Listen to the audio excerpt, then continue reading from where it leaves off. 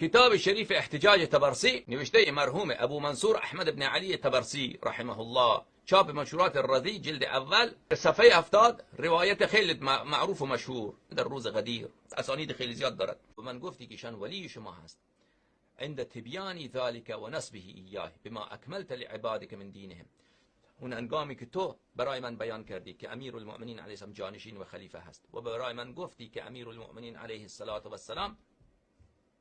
را تو نصب کردی و به وسیله ایشان دین را کامل کردی و اتممت علیهم بنعمتک و دین نعمت را برای ایشان تمام کردی. خلاصه عزیزان من، در این خطبه معاشر الناس هذا علی انصرکم لی، من مردم ببینید امیر المؤمنین علیه السلام از همه مردم را بیشتر نصرت کرده